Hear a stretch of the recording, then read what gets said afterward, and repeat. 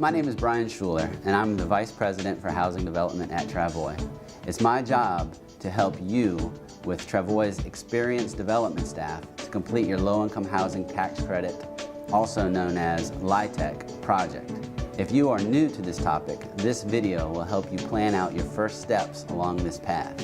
If you are a LIHTC veteran who needs a refresher, follow this video series and please forward this video to other colleagues who would benefit from tax credits. Throughout the process of planning a project, you, your housing board members, and your elected officials will have a lot of decisions to make. If we are working together, Travoy can be with you every step of the way to make sure your community leaders have all the information they need to move forward.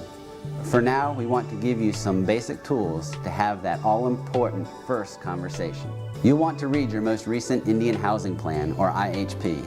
You'll want to make sure this IHP is still an accurate reflection of where you want to go with your housing needs. The IHP and the Annual Performance Report is the document your housing authority or tribal housing department has written to state the goals and strategies of your housing program. It will also say whether you want to focus on rental or home ownership, single family or multifamily. Read the IHP to make sure nothing in it runs counter to whatever type of project you have in mind. You can also use the IHP when you have that first conversation with senior management or community leaders about why the development or rehabilitation of new affordable housing is so important.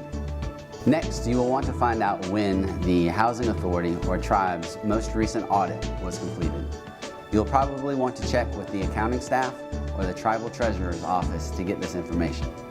In order to close with a LIHTC investor and put that capital to work, the tribe or housing authority will have to guarantee compliance with all of the LIHTC rules and regulations.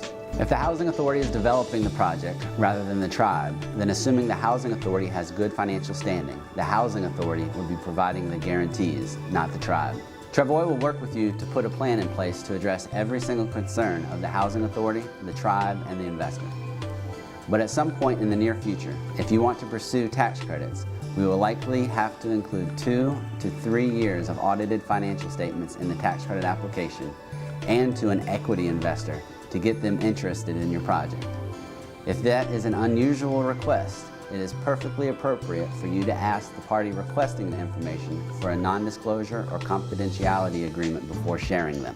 In order to raise LIHTC funds and use them to build a project, you will need a ground lease in place.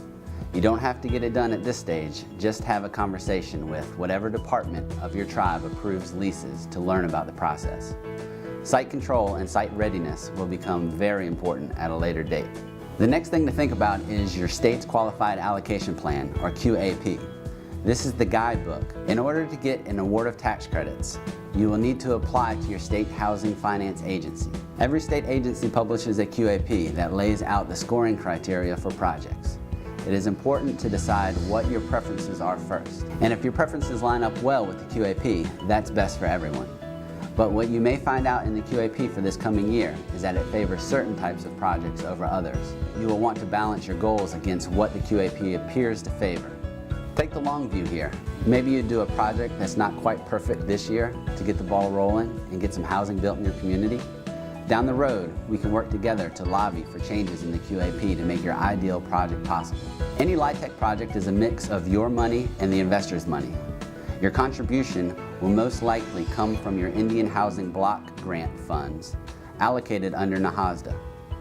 Projects can also be funded completely independent of NAHASDA, and in some instances this may be your tribe's preference. It can be expected that the housing authority or tribe will need to contribute up to 20% of the total development costs, or TDC, for any LIHTC project. Travoy will help you structure a transaction where you combine your funds, likely from NAHASDA, with investor equity, which should make up the remaining 80% of TDC. It is you and the investor working together to make housing available for your families in your community. I always think it is important to meet with the community to determine its vision for development, the types of units that are needed, and how you want it to fit into the existing landscape of the reservation.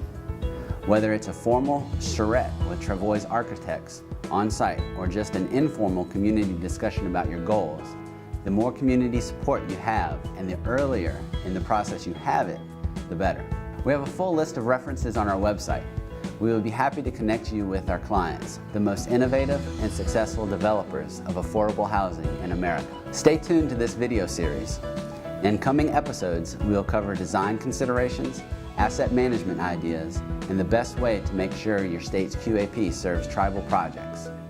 Call me at any time if you have questions. I'm looking forward to meeting you, visiting your community, and taking the first step to build homes for your families.